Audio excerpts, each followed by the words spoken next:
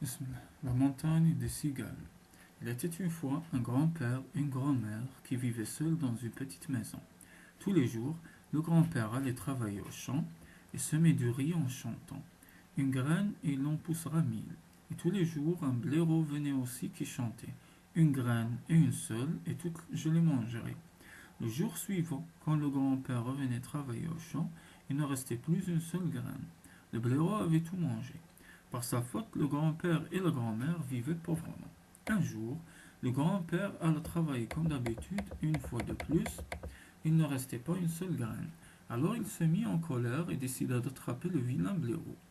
Il commença donc à semer et à chanter, et comme tous les jours, le blaireau vint et se moqua. Soudain, le vieil homme lui sauta dessus, l'attrapa et en un clin d'œil le ficela avec une grosse corde qu'il avait apportée. Il entra ensuite chez lui avec son prisonnier. Grand-mère, viens voir ce que j'ai attrapé. Prépare-nous un bon ragoût de blaireau pour ce soir. Et sur ces paroles, le grand-père retourna au champ. La grand-mère commença à piler du riz pour faire des gâteaux pour le dîner. Le blaireau, qui était rusé, lui dit: Grand-mère, c'est bien fatigant de piler ce riz toute seule. Détachez-moi et je vous aiderai. La vieille femme hésitait, se disant que son mari se fâcherait en apprenant qu'elle avait détaché le blaireau. Mais après tout, il voulait l'aider, et elle se dit qu'elle pouvait bien le détacher juste un petit moment. Elle dénoua donc la corde et libéra l'animal. Celui-ci, feignant de vouloir l'aider, prit le pilon, mais au lieu d'écraser le riz, il donna un grand coup sur la tête de la grand-mère et s'enfuit en abandonnant la vieille femme inanimée. Quand le grand-père rentra des champs, il trouva sa femme morte et se mit à pleurer de désespoir. Un lièvre, voyant le vieil homme si malheureux, lui demanda pourquoi il pleurait. Et le grand-père lui raconta l'histoire du blaireau.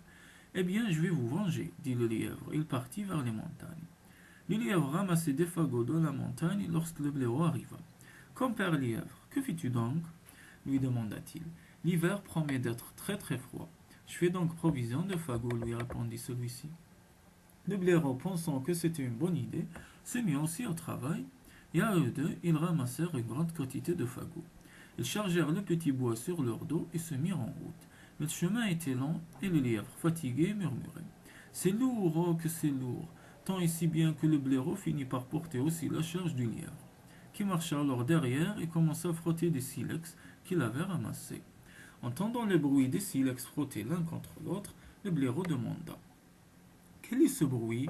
Et le lièvre lui répondit: Ici, c'est la montagne des pivers. C'est le bruit de leur bec sur le tronc des arbres que tu entends. Il mit ensuite le feu au fagot que le blaireau portait. Entendant le crépitement des flammes, celui-ci demanda: Quel est ce bruit? Et le lièvre lui répondit: Ici, c'est la montagne des cigales. C'est leur chant que tu entends. Enfin, le feu brûla la fourrure du blaireau, et celui-ci se mit à hurler pendant que le lièvre détalait prenant la fuite. Le jour suivant, le lièvre alla à la montagne des piments. Il ramassa des piments et les réduisit en poudre. Le blaireau, passant par là, le vit, fort en colère, lui dit: À cause de toi, hier, à la montagne des cigales, j'ai eu le dos horriblement brûlé. Le lièvre, faisant comme si de rien n'était, lui répondit: Les lièvres de la montagne des cigales sont les lièvres de la montagne des cigales. Ceux de la montagne des piments sont ceux de la montagne des piments. Je ne sais pas de quoi tu parles. Le blaireau crédule se dit: Bien sûr, il a raison, et demanda au lièvre si par hasard il n'avait pas de médicament pour soigner les brûlures. Quelle chance! Je viens justement d'en préparer, s'écria le lièvre.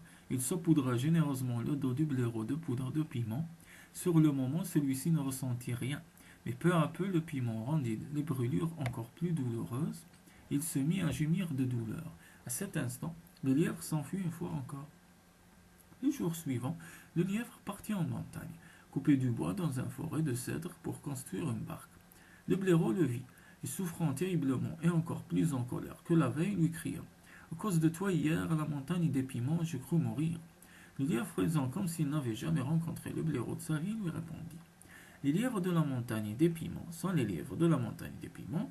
Ceux de la montagne des cèdres sont ceux de la montagne des cèdres. Je ne sais pas de quoi tu parles.